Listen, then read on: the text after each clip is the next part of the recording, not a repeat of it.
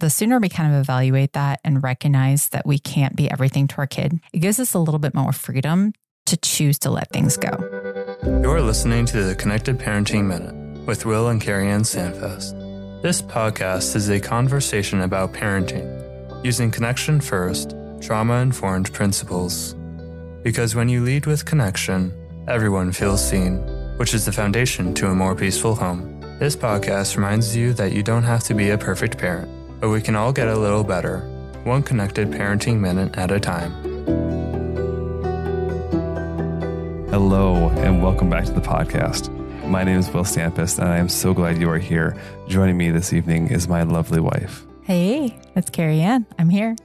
And I am so glad you are here because I love having these conversations with you and being able to share them with others. It's definitely a lot of fun. It is pretty cool. So we are into season 2 now. It is super exciting. We have all kinds of stuff happening this season, and you have to listen to our little ads. Yeah. We have sponsors for the episode. Shocker. It's us. But it gives us a chance to talk about things. Like, we want to focus the podcast on the actual content, on actually sharing you ideas and concepts that will help you parenting. And then we kind of use the breaks as, either talk about newsletter or classes we have coming up or different things we've got going on. So that gives us a chance to kind of jump in and tell you about other ways you can interact with us. Right. And stuff like that we're excited to share. Because we've got some cool ideas that I'm really looking forward to doing. So, speaking of content, what is our topic tonight, Will? Well, tonight I am bringing up one of my favorite comments that I get. I mean, it makes me really happy when I get this response from somebody. I'm lying. The topic is, how on earth do you raise 8 children? And it's actually, or maybe it's more like, how do you raise 8 children? I can't even handle my 2. Yeah. That's kind of the sentence there. That is a comment. So we're all on the edge of our seats, Will. How do you raise 8 kids? Wait, what? You didn't realize I was putting you in the hot seat tonight, did you? I'm not going to actually answer that question. Like, we spent 20 minutes expounding on it and dance around. No, I'm going to answer that with point number 3. Oh, and okay. So that's perfect. Point number 3 is the direct answer to how do you raise 8 children. All right. Point number 1 is really unpacking what's behind that question. Okay. So that phrase is typically heard in the context of, oh my gosh, how do you raise that many children? I can't handle my children. Mm-hmm. And there are lots of different stages and ages. People have different capacities, different situations going on. And this is no judgment on anybody and no bragging on me, because I am not special. I struggle with my kids all the time. Mm-hmm. We have 8 children, and quite frankly, it doesn't feel overwhelming. Yeah, that's true. I mean, I think sometimes people say, gosh, you have 8. I don't even, again, the most common one is having 2. And it really, it's not a comparison, right? It's not. Yeah. It's not. And it's the mindset. Most of them we added one at a time. Yeah. And we just kept kind of going. We're like, hey, this is fun. We're enjoying this. And we'll see what happens. And now, as we're down to the edge of adding children to our family, I'm like, oh boy, now what do I do? Yeah. Well, that's a whole nother. We can unpack that on a podcast too, if you want. And this is not us trying to say that if you struggle with your 2 kids or your 3 kids, that's bad or you're doing something wrong. It's very real. Like, everybody has different capacities and different situations with their kids and different situations at home and at work and whatever. But the belief that I feel like is behind that statement of, because let's unpack that. I can't handle my 2 or my 3. I can't handle my 2 kids is behind that is I'm failing. Ooh. Right? Yeah. And if I'm failing, it's because I'm not doing enough. If my children are alive and healthy and fed and dressed and at school, where am I not doing enough? Mm-hmm. Right? Yeah. There's a belief behind this. Like, if we kind of go a couple layers deep, I feel like the fundamental belief behind that I'm not doing enough to take care of my kids, I can't handle my kids, is this belief that we need to be everything for our kids at all times.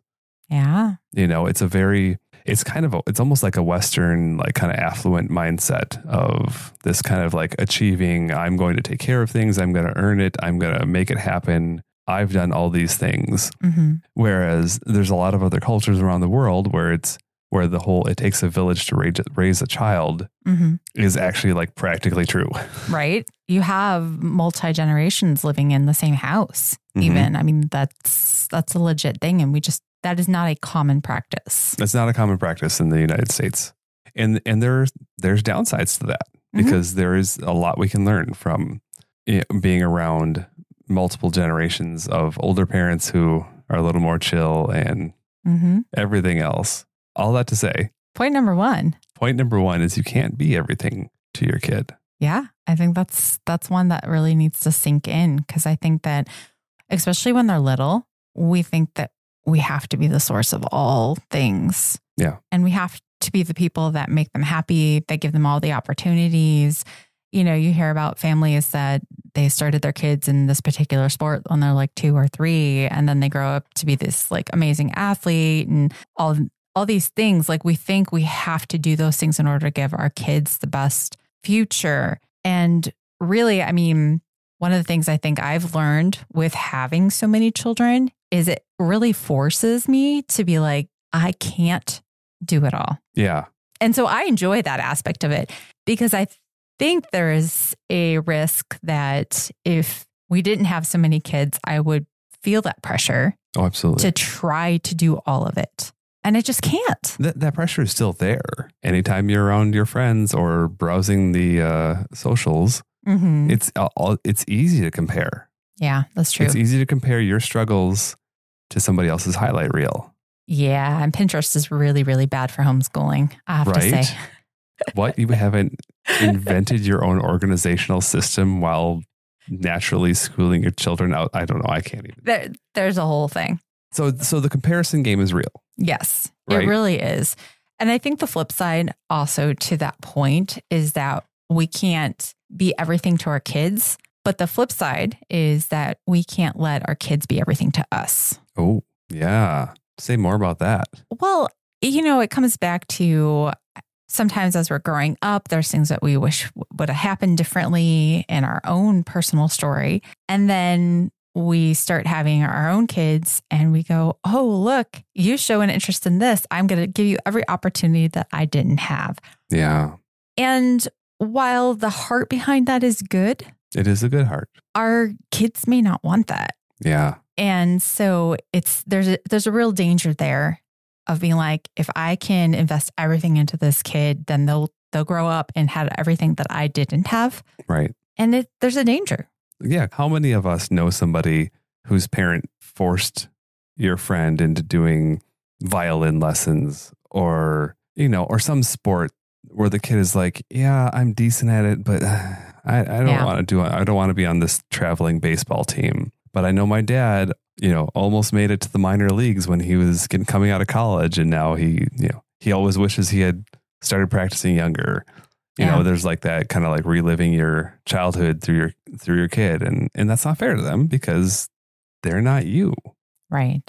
So I think one of the things that we can do practically with this is that the sooner we kind of evaluate that and recognize that we can't be everything to our kid, they can't be everything to us, it gives us a little bit more freedom to choose to let things go. Yeah. And then try to focus on what things are important. Right. Because when you finally admit that you can't do it all, then you have to evaluate, okay, I can't do everything. Which of these things matter? And they might all matter, but some of them are going to matter a little bit more than others. And so you have to pick and choose. And maybe some of them matter in a season and other ones matter more in a different season. Yes. That's a really good point because that's hard for us as parents to recognize that our kids change. Yeah. Right? The things they like, the things they're into change as they grow. And I know that I get trapped in that sometimes where I look at one of our kiddos and I see them as, 3 or 4 years younger than they actually are. I'm like, oh, we should go do this thing together. And they're like, okay. Right. And if I'm being a little more self-aware, I can be like, that was not very enthusiastic. I should ask some questions there, Say more about that. Are you just having a bad day or do you just not really like this anymore? And that's okay. We can change. All right. So I think that about covers it for point number 1. You can't be everything for your kid and your kid can't be everything for you. So let's jump in with a quick word from our sponsor.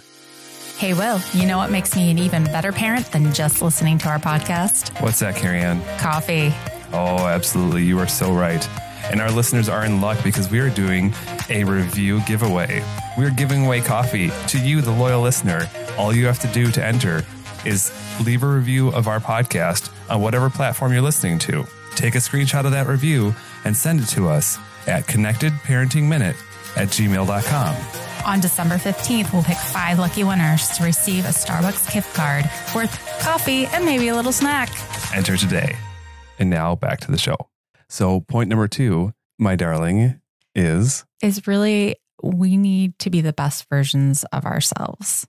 When we're raising our children and we recognize that we do matter in this whole scenario, I think it makes a big difference on our kids. Yeah. Okay. And so the term self-care is thrown around a lot. A lot. And, it's not a bad term, right? But I think it's taken on a different meaning of like, okay, you need to go get a massage and you have to go to the spa and you have to have your, there's just all these different aspects of that may or may not ring true. Mm-hmm.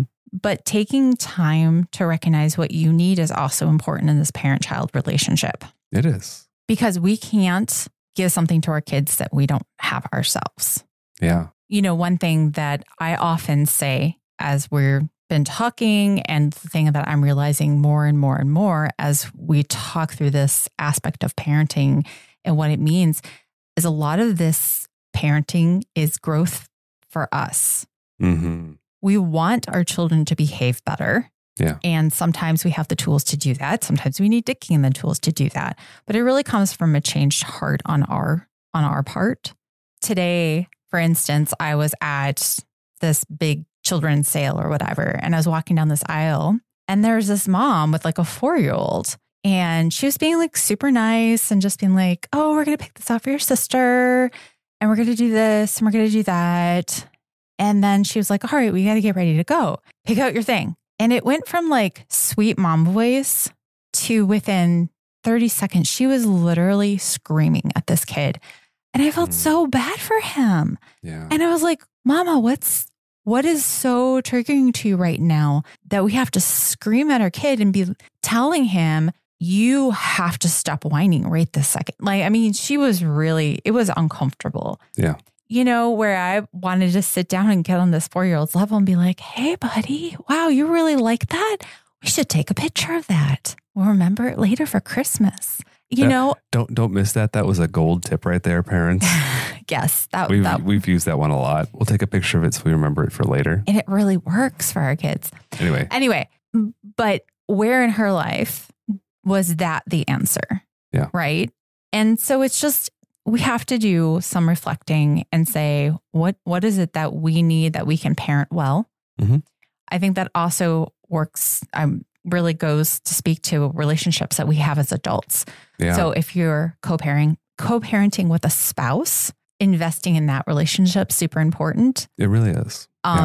There's going to be times where you are literally setting the precedent for their view on marriage, family for their entire lives. Again, more is caught than taught.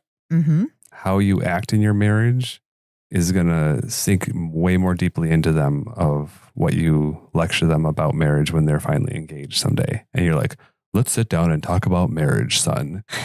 And, if the kid was being honest, he's like, I've been watching you for 30 years. I've learned what I need to or don't need to from you. Thank you very much.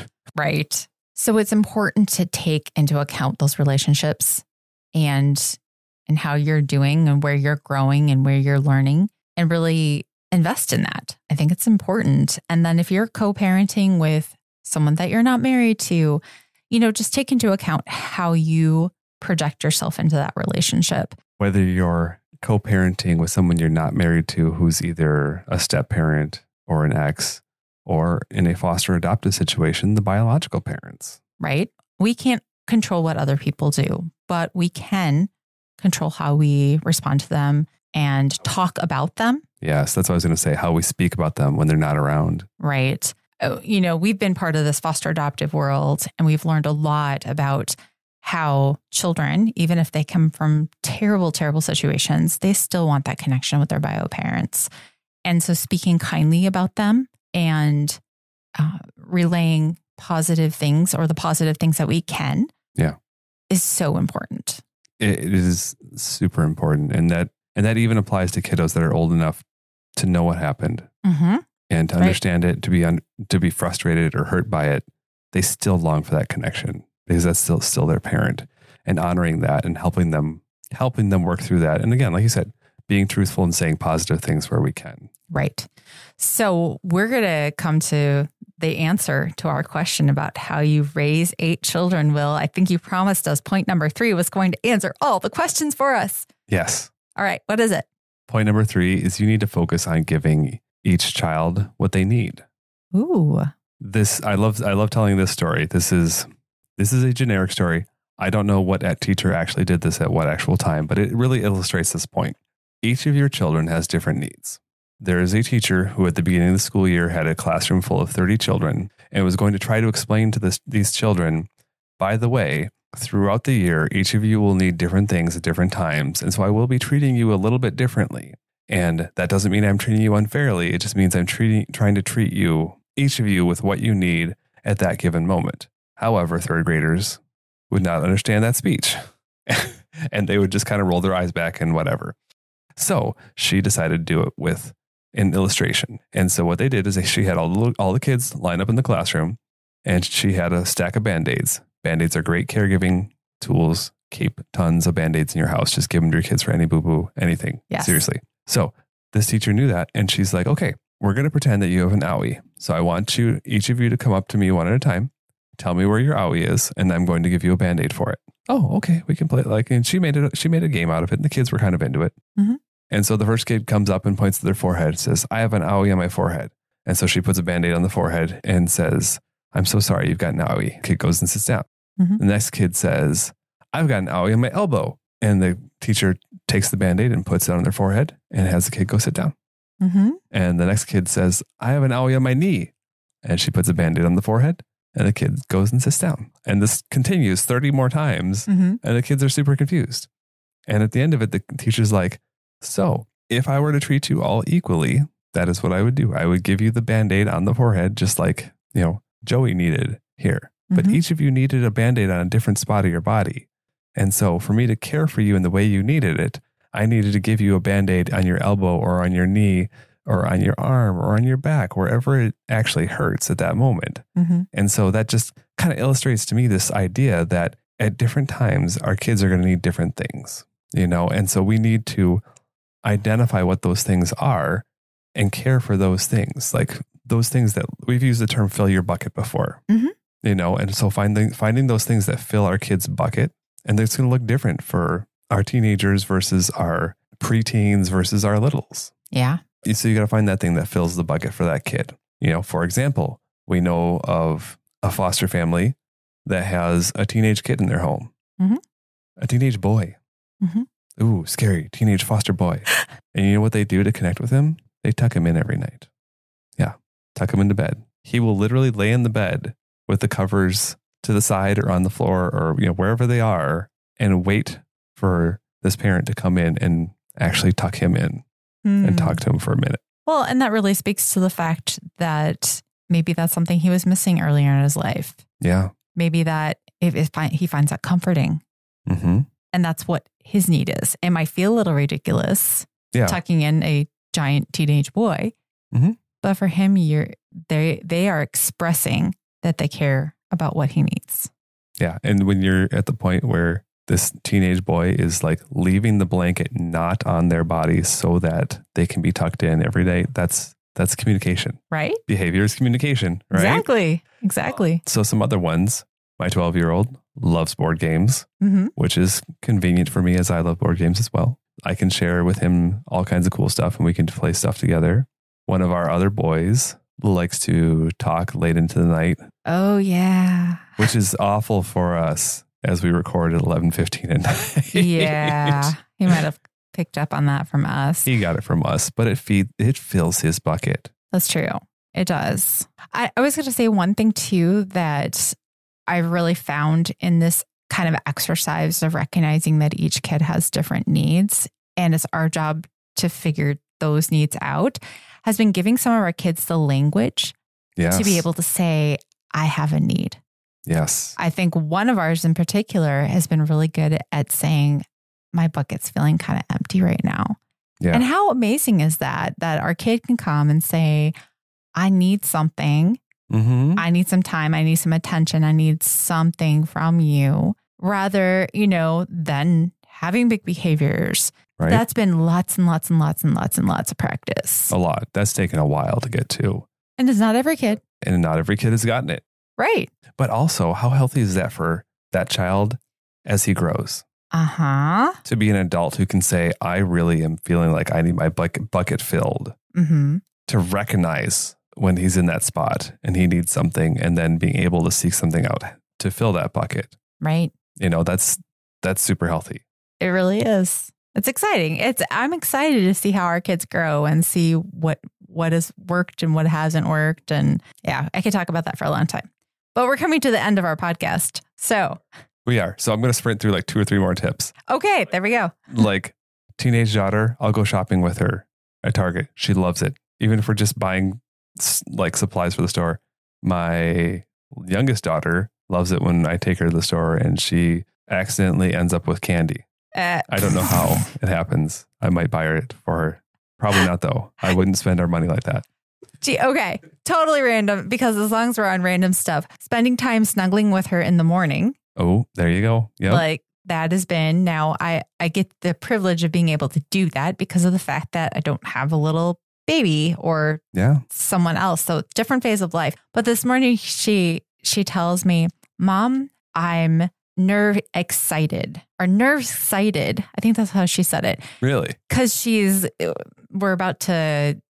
to go visit her grandparents for a little bit here coming up. Uh-huh. And she's like, I'm nervous, but I'm excited at the same time. And so she's like making up words. That's so great. Totally just random thing. I hadn't told you about that yet today. All right. Dear listeners, we appreciate you sticking with us and riding through. I hope you've gotten some value out of it. We're going to give you a quick recap of the 3 points here, and then we're going to get out of here. Point number 1 is you cannot be everything to every kid. That is a myth that is dragging you down and putting a weight of expectation and shame on you. That is not true. That's right. And your kid can't be everything to you, as the flip side of that. Yes. Point number 2 is you need to be the best version of yourself. That means investing in yourself, investing in the relationships around you, and taking it seriously that you matter. You're important. Yes, you do. And point number 3, how on earth do you raise 8 children? I only focus on giving each child what they need in that moment. Mm-hmm. Because the needs change. Not every child needs 100% focus all day long. I think my teenage sons would be like, dude, get out of my room. True story. So you got to find that thing that fills their bucket. What is the 1 or 2 activities you can do together with them that will really help them feel filled and seen and connected? That'll just lay an awesome foundation for that relationship. Yep. So thank you for joining us. Thank you for listening. Thank you for tuning in. Thank you for subscribing and liking and leaving a review, because you're awesome like that. Awesome. And before we go, we always want to remind you, you don't have to be a perfect parent, but we can all get a little bit better, one connected parenting minute at a time. Thank you guys for listening to my mom and dad's podcast. Please like, share, follow, and subscribe, and have a great rest of your day. For more parenting tips or to connect with us, check out the Connected Parenting Minute on YouTube, Instagram, and Facebook. Or you can send us an email using connectedparentingminute@gmail.com.